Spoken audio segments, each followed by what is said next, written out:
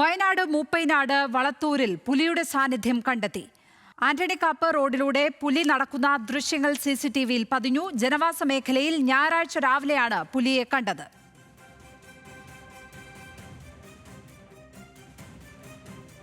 വിവരങ്ങളുമായി ആഷിഖ് റഹ്മാനാണ് ചേരുന്നത്.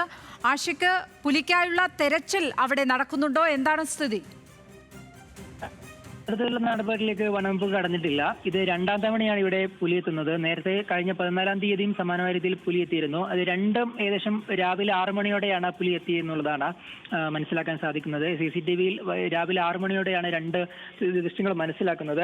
14-ാം തീയതിയും പിന്നീട് 18-ാം തീയതി, അതായത് കഴിഞ്ഞ ഈ ഞായറാഴ്ചയും ഈ തരത്തിൽ പുലി എത്തി. ഇത് ജനവാസ മേഖലയാണ് എന്നുള്ളതാണ് പ്രധാനപ്പെട്ട കാര്യം. ആനടിക്കാപ്പ് റോഡിലൂടെയാണ് ഈ പുലി കടന്നു പോകുന്നത്.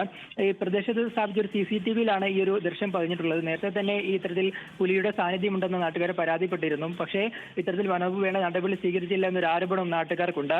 പ്രദേശത്ത് ആദിവാസി ഉന്നതികളടക്കം നിരവധി കുടുംബങ്ങൾ താമസിക്കുന്ന ഒരു സ്ഥലമാണ്. അവിടെയാണ് ഇത്തരത്തിൽ ഒരു പുലിയുടെ സാന്നിധ്യം സ്ഥിരീകരിച്ചിട്ടുള്ളത്. അതും രാവിലെ സമയത്താണ് എന്നുള്ളതാണ് പ്രധാനപ്പെട്ട കാര്യം. സാധാരണഗതിയിൽ അർദ്ധരാത്രിയിലെല്ലാമാണ് പുലി എത്താറുള്ളത് ഈ വളർത്തുമൃഗങ്ങളടക്കം പിടിക്കാൻ വേണ്ടി. പക്ഷേ ഇത് രാവിലെ 6 മണിയോടെ രണ്ട് CCTVയിൽ ഏകദേശം സമാനമായ സമയത്താണ് പുലി എത്തിയിട്ടുള്ളത്. എന്തായാലും വനവകുപ്പിന്റെ നടപടികൾ ഇതുവരെ അവർ വ്യക്തമാക്കിയിട്ടില്ല. ലക്ഷ്മി. ആഷിഖ് റഹ്മാനാണ് വിവരങ്ങൾ പങ്കുവച്ചത്.